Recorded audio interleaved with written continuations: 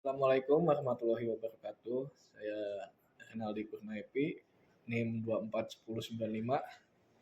Di sini saya akan menjelaskan tentang apa itu korosi, penyebab korosi, jenis-jenis korosi, dampak-dampak korosi, contoh korosi, dan pencegahan korosi. Nanti saya akan jelaskan. Tunggu guys.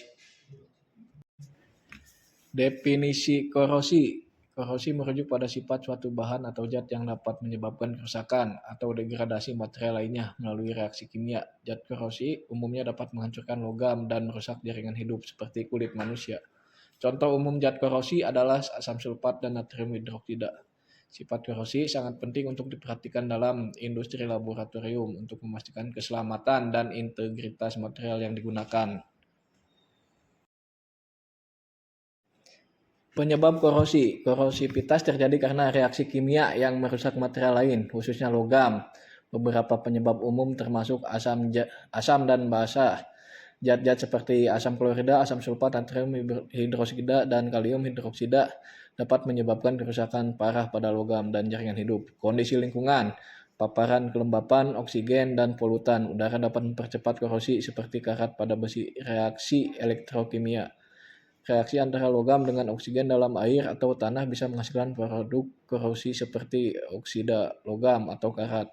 Kontaminan, keberadaan ion, klorida dalam lingkungan laut atau bahan kimia industri dapat mempercepat korosi logam. Salah satu contoh sehari-hari adalah bagaimana besi berkarat ketika terpapar air dan udara. Semakin berbahaya jika ini terjadi pada infrastruktur atau peralatan industri. Dampak korosi. Dampak korosi terjadi beberapa hal. Korosivitas dapat membawa dampak yang signifikan, baik dalam konteks material maupun lingkungan. 1. Contohnya kerusakan material, kehilangan kekuatan. Korosi dapat mengurangi kehilangan kekuatan struktur material itu sendiri. Kedua, keamanan dan keselamatan, bahaya kecelakaan. Kerusakan yang disebabkan oleh korosi dapat menyebabkan kecelakaan fatal seperti runtuhnya struktur bangunan atau ledakan pipa gas. Kesehatan manusia, produk korosi seperti debu logam berkarat bisa menjadi bahan iritan dan menyebabkan masalah kesehatan pada manusia. 3. Kerugian ekonomi, biaya pemeliharaan, memperbaiki atau mengganti material yang terkena korosi memerlukan biaya tinggi. Ini mencakup biaya material, tenaga kerja, dan waktu produksi yang hilang. 4. Penurunan efisiensi. Korosi pada mesin dan peralatan dapat mengurangi efisiensi operasional, meningkatkan konsumsi energi dan biaya operasi. Di sini saya akan memberikan contoh korosi di dunia industri. Korosi pada tangki penyimpanan asam misalnya. Asam kuat seperti asam sulfat sering digunakan dalam proses pembuatan pupuk. Tangki penyimpanan yang terbuat dari baja dapat mengalami korosi parah ketika asam ini menyerang lapisan pelindungnya. Dampaknya, kebocoran pada tangki penyimpanan dapat menyebabkan tumpahan asam yang berbahaya, merusak peralatan lain, dan membahayakan keselamatan kerja. Korosi pada pipa pengangkut bahan kimia. Pipa yang mengangkut amonia atau bahan kimia korosi lainnya sering mengalami korosi terutama pada sambungan dan titik tekukan. Dampaknya, kebocoran pada pipa dapat menyebabkan pelepasan gas beracun atau bahan kimia berbahaya. Pencegahan korosi. Pencegahan ini sangat penting dilakukan untuk memperpanjang umur material dan peralatan. Berikut adalah beberapa metode pencegahan korosi. Yang pertama, pelapisan pelindung atau bisa dengan cat, epoksi, dan bahan galvanis.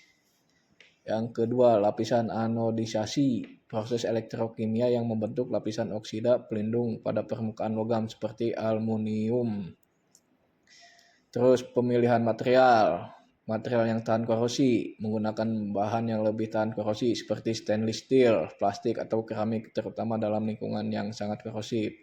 Alloying, menambah unsur-unsur tertentu ke dalam logam untuk meningkatkan ketahanan korosi, seperti penambahan kromium ke dalam baja untuk membuat stainless steel.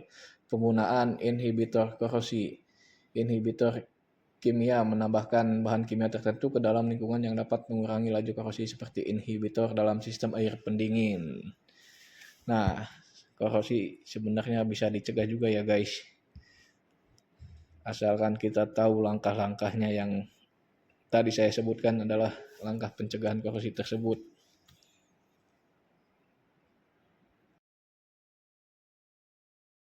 Demikianlah video singkat tentang penjelasan korosi dan cara pencegahannya. Semoga video ini bisa bermanfaat bagi kalian semua. Kurang lebihnya saya ucapkan terima kasih dan mohon maaf bila ada kekurangan dan kesalahan dari kata-kata saya. Wassalamualaikum warahmatullahi wabarakatuh.